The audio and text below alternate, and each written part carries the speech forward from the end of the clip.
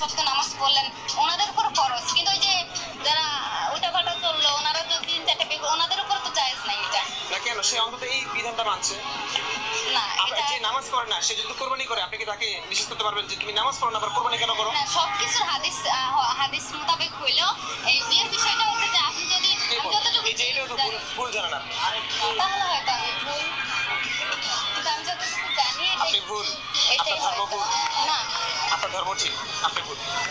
আমি ভুল হবো কেন? আমি যতটুকু শুনছি আপনাকে বলছি। এই যে আপনার যে শোনা জানা এর মধ্যে এত ত্রুটি, কিছুই না জেনে কিভাবে একটা ধর্ম বিশ্বাস করছেন, মানছেন কিভাবে? আমি মুসলিম আর আমি সাক্ষাৎ দিচ্ছি আমার আল্লাহ ছাড়া আর কোনো ইলাহ নাই, এটাই সবচাইতে বড় রিজন। এর আর পিছনে কিছু কোনো চাই যুক্তি কথা নেই? না, আর কোনো যুক্তি খণ্ডাতে পারবো ধন্যবাদ না। আপু, ধন্যবাদ। পৃথিবীর বিভিন্ন জায়গায় কোরআন দেখছেন তো, একজন মহিলা লম্বা সময় তার সাথে 15 মিনিটের উপরে তার সাথে কথোপকথন করছে, কিন্তু এই মহিলাকে সে হারাইতে পারে না। 4 বিয়ে নিয়ে সে সমস্যা বলছে যে 4 বিয়ে বললে পারে হয়তোবা সে, এই মহিলা বলবো যে না, ইসলামের এই বিধানটা ঠিক নয়, এইটা সে বলবে, এটা তার পক্ষের বিধান, কিন্তু এটা বলেও সে মহিলাকে হারাইতে পারে নাই। মহিলা বলছে যে 4 বিয়ে আল্লাহ পাক ফরজ করছে, যদি কারো যে সামর্থ্য থাকে, ভালো মানুষ যারা, তারা করবে, কিন্তু যার নামাজ কালামি নাই, দিন ধর্ম ঠিক নাই, সে মনে চাইলার বিয়ে করলো, সেটা হবে। এই জবাবটা মহিলা দিছে। তাহলে মহিলার জবাব 100% সত্য। ভালো কোনো মানুষ যদি তার সামর্থ্য থাকে 4 বিয়ে করবে, ইসলাম করছে, সেটা সমস্যা নাই, কিন্তু যে কেউ সেটা করতে পারবে না। যাকে আল্লাহ পাক সামর্থ্য দেয় নাই স্থির রাখার বা শারীরিক আর্থিক ক্ষতি যোগ্যতা নাই, সে পারবে না।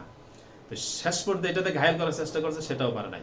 আমাদের একজন মহিলার সাথে তর্ক করে তুমি পারো না মিয়া, যে মহিলা ইসলাম সম্পর্কে কিছুই জানে না, তার বিশ্বাস আল্লাহ আছে, বাস এতটুকু আমার জন্য যথেষ্ট। তার সাথে তুমি তর্ক করে পারলা না, নবসবু পাইসা কোদাল, আর তুমি আসো মুসলমানের ইসলামের ত্রুটি ধরার জন্য। এগুলো কিন্তু শয়তান। টুপি মাথায় দিছে দেখাই আপনারা মনে করবেন না যে এগুলো ভালো মানুষ। টুপি শয়তানও মাথায় দিতে পারে। ওই যে রাসূল সাল্লাল্লাহু আলাইহি ওয়াসাল্লামকে হত্যার পরিকল্পনা যখন করেছিল, মক্কার প্রত্যেকটি গোত্রের, প্রত্যেক বংশের, প্রত্যেক ফ্যামিলি থেকে তারা লোক ডাকছিল, সকলে একত্র হয়েছে মুহাম্মদ সাল্লাল্লাহু আলাইহি ওয়াসাল্লামের ব্যাপারে এখন কি করা যায়। তো শয়তান সেখানে শায়েখের সুরুজে আসে, শায়েখ হয়ে আসে, শায়েখ হয়ে আসে, সেটা বসছে। এখন সবার তো সবাই চিনে, কিন্তু হ্যাঁ তো কেউ চিনে না। জিজ্ঞেস করছে আপনি কেন, আপনি কোথেকে আসছেন? বলতেছে আমি নজ থেকে আসছি। এলাকার কথা যদি বলে তাই তো সবাই চিনে ফেলে, কই আপনার তো অমুক জায়গায় বাড়ি দেখি নাই, এখানে দূরে কথা বলছে আমি নজ থেকে আসছি। আচ্ছা, তারপরে এই পরামর্শের ভিতরে সে মত দিতেছে, এক একজন এক এক মত দিতেছে, তারা দেশান্তরিত করো, তারে এই করো সেই করো।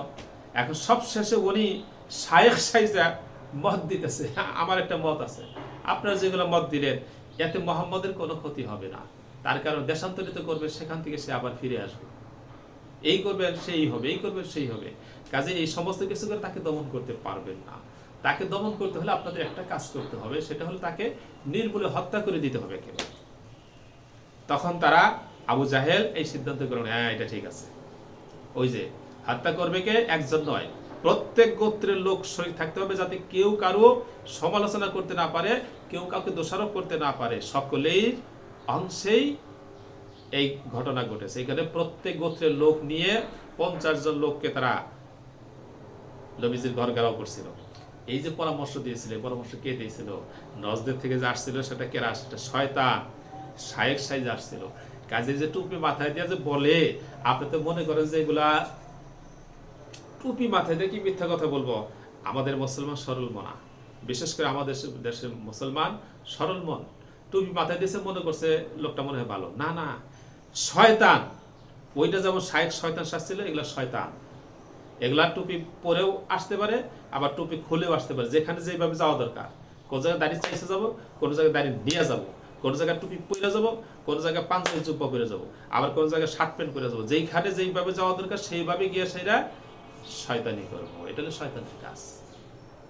একজন মহিলার সাথে তুমি পারলা না, মহিলা তোমাকে নাকানি চুবানি খাওয়াই দিল।